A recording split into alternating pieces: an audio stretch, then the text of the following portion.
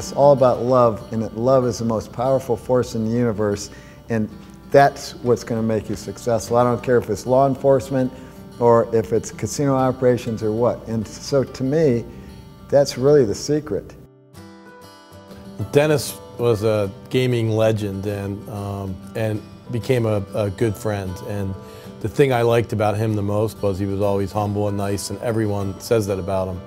But I really enjoyed his passion for Atlantic City. And he grew and fell in love with this city, and his passion to always do the right thing, to always put city first over even as an owner.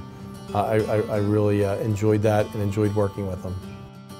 I came from a law enforcement background, and in Nevada I was head of gaming division. I was a law enforcement officer. When I was young, I was so idealistic, thinking that if you have a job to clean out organized crime, for example, it was simple. You just did your job and everybody would be happy. The problem was, ultimately, what I learned was that nothing was as it seemed.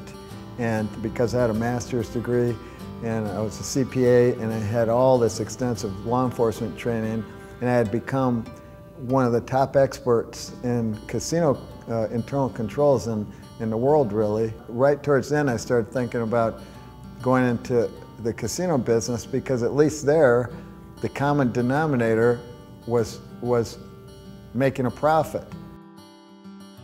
You know, Dennis Gomes, I think first and foremost, was a family man. When you talk to Dennis, it always started out with family.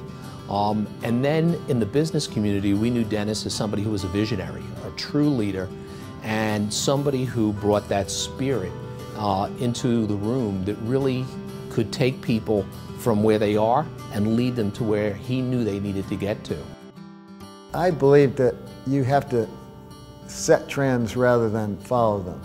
And I remember driving down the Las Vegas Strip one time when I was younger and looking at all the casinos there, and I realized that the market dynamic was so fast moving that if you didn't stay up with it, it would pass you by, and you'd be like every one of these places that were once the great casinos.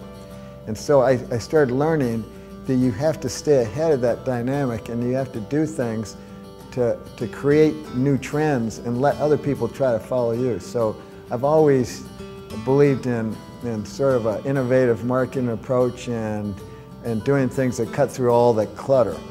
Probably the most famous one for me was when I decided I was going to bring a chicken into the middle of the casino, that we could challenge customers for free to come in and play tic-tac-toe against this chicken, and if they beat the chicken, they would get $10,000. When I presented this to the chairman of the board of this company that I worked for, he at first looked at me like I had two heads, and I said, no, this is no joke. For over 2 years, this was the most written about casino promotion there was. It was written up in newspapers in 40 different countries. Ultimately, it was listed as one of the 10 most talked about subjects in the United States right after the 9/11 thing. You know, I heard about this guy who wore his karate gi to work and who had chickens in his casino and cash machines and all that sort of thing. And I was expecting, when I knew I was going to meet him, to see P.T. Barnum or someone like that. And I was so mistaken. Dennis Gomes is one of the most thoughtful, intelligent leaders of our industry that there has ever been. The secret of success is all embodied in the difference between a leader and an administrator. And that difference is that a leader cares about his people and the people know it. So the whole secret of success is caring about people. And it's a message that eludes, I mean, so many people don't really understand it, but no matter what you do, if you really care about people and the people come first before anything else, you're going to be successful, and they'll do anything for you to make it a success. It's sort of a team approach and I guess a family approach where we're all immersed in this thing, and it's not just our family, everybody's part of this family.